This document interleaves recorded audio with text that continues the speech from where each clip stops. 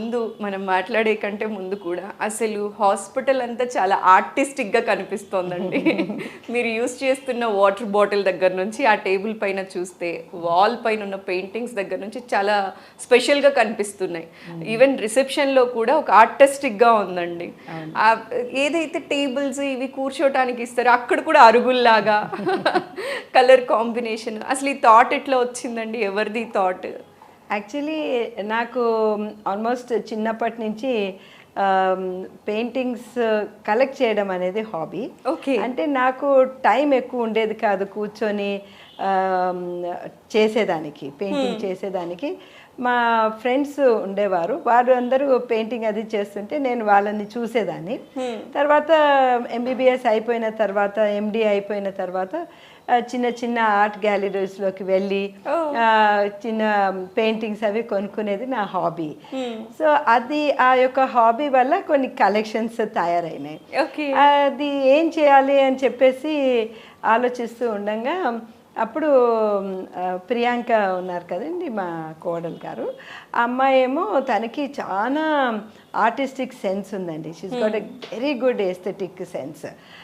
తను ఒకసారి మేము అవుట్ ఆఫ్ స్టేషన్ వెళ్ళినాము, event to attend a wedding. ఒక ఆల్మోస్ట్ 15-20 days లేము. అప్పుడు తను మొత్తం అంత రూపు అంతా మార్చేసింది. మీరు వచ్చేలోపు మీకు ఒక మంచి సర్ప్రైజ్ ప్లాన్ చేశారు. సో తను ఎలాగా అరేంజ్ చేయాలో పెయింటింగ్స్ ఇవన్నీ కూడా తీసి డిస్ప్లే చేసింది. నేను ఐ ఆల్వేస్ ఫీల్ అనమాట, మనం అందరం కూడా చీరలు నగలు ఇవన్నీ కొనుక్కుంటాము, కానీ బేసిక్గా నగలేంటి, ఎప్పుడైనా ఫంక్షన్స్కి వెళ్ళినప్పుడు వెళ్ళి బ్యాంక్ వెళ్ళి తీసుకొచ్చి వేసుకోవడం అలా జరుగుతుంది, లేదా we enjoy it on other people. So and even it's just not art as painting, any art form అనమాట. ఆర్ట్ ఫామ్లో లలిత కళలు అంటూ ఎన్నో ఉంటాయండి, 64 లలిత కళలు అంటారు. సో అది మా ఫ్యామిలీలో కొంచెం ఈ మ్యూజిక్, డాన్స్ ఇవన్నీ కూడా చాలానే ఉంటుందన్నమాట, ఎక్స్పోజ్ టు దట్. చిన్నప్పుడు మా కజిన్స్ వాళ్ళందరూ పాటలు బాగా పాడేవారు. నేను, మా సిస్టరు, మా కజిన్స్ మేమంతా కూడా భరతనాట్యం నేర్చుకున్నాం, కథక్కు నేర్చుకున్నాం, భరతనాట్యం నేర్చుకున్నాం. సో బేసిక్లీ ఏంటంటే మాకు మా మదర్ అంటే అది కళా పోషకము అన్నది ఉన్నట్టు ఉన్నది మా జీన్స్లో.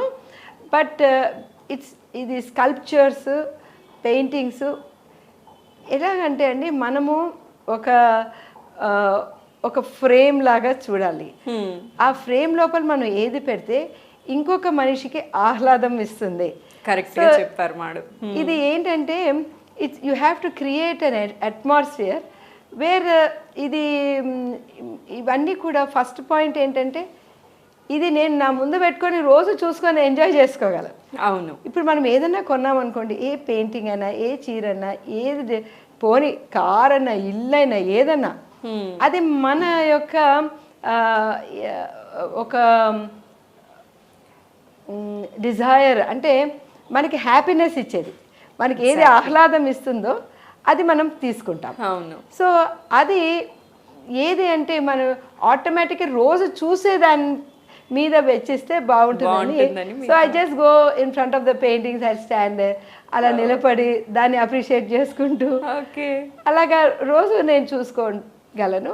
ఆ యొక్క హ్యాపీనెస్ అంటే a thing of beauty is a Joy for ever. So అది నాకు జాయ్.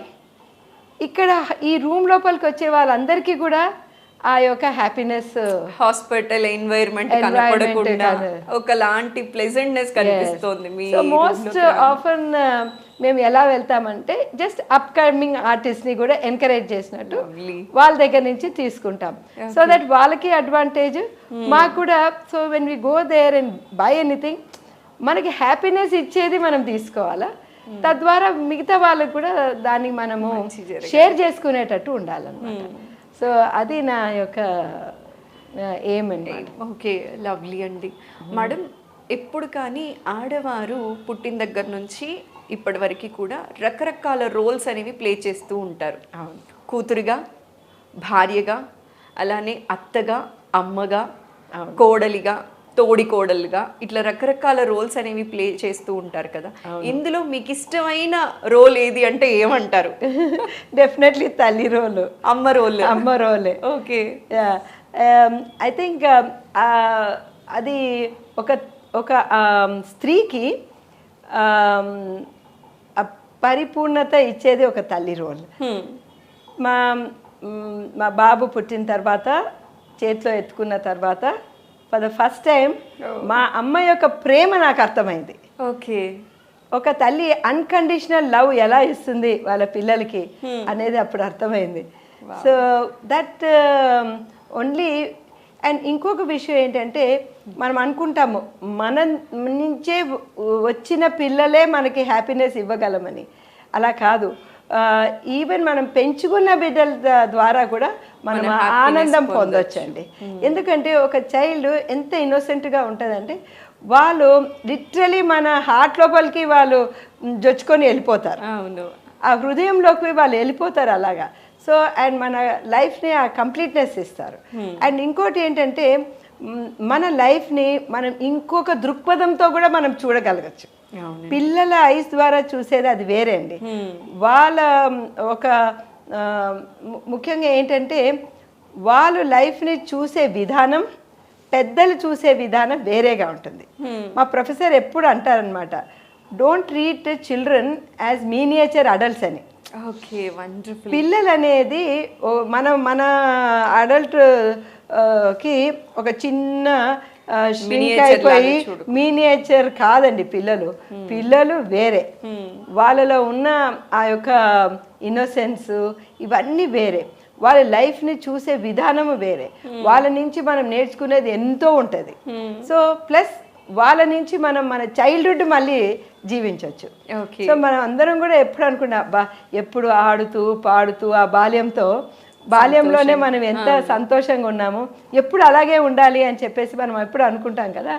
మనకి సెకండ్ ఆపర్చునిటీ లైఫ్లో మన పిల్లల ద్వారా వస్తుంది. సో అది చాలా ఇంపార్టెంట్. అండ్ ఇంకొకటి నేను చాలా నమ్ముతాను ఏంటంటే, మనకి ఆ ఓనర్షిప్ అంటుంటుంది. ఇది నా చైల్డ్, ఇది నా బిడ్డ, నేను అనుకున్నట్టే నేను పెంచాలి అని, నాకు ఇది బాగా పనిచేసింది, నా పిల్లలకి కూడా ఇదే రకంగా బాగా పనిచేస్తుందని చాలామంది అనుకుంటారు. అలా కాదు, ప్రతి మనిషి యూనిక్. ఇప్పుడు ఒక ఏ ఒక బి ఉన్నారనుకోండి, సో ఈ పర్సన్ వేరే యూనిక్. ఇలాంటి పర్సన్ ఈ హోల్ భూ ప్రపంచంలోనే ఉండరు. You are unique.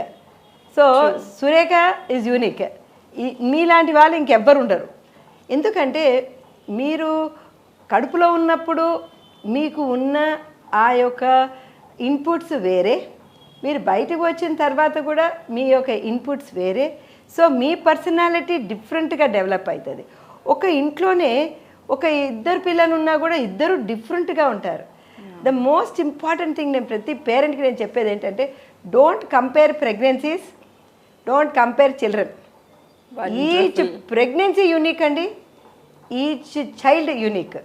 సో మనము ఎప్పుడు కనుక కంపారిజన్ చేస్తామో, చూడు వాళ్ళ పిల్లలు ఎట్లా చదువుతున్నారు అని చెప్పేసి, నువ్వెందుకు ఇట్లా చదవటం లేదు, నువ్వెందుకు పాడటం లేదు, నువ్వెందుకు ఆడటం లేదు. బట్ ఆ టైం మనం స్పెండ్ చేసే బదులు, నా బిడ్డలో ఏం టాలెంట్ ఉన్నది. సో దేవుడు ప్రతి ఒక్కరికి ఏదో ఒక టాలెంట్ ఇచ్చే పంపిస్తారు. సో దాన్ని మనం ఎతకాలి, దాన్ని మనం వెలికి తీయాలి, దాన్ని మనం షైన్ చేపించి వాళ్ళని పెంచాలన్నమాట. సో వాళ్ళని ఆపర్చునిటీ ఇవ్వాలన్నమాట. వాళ్ళు మన దగ్గరకు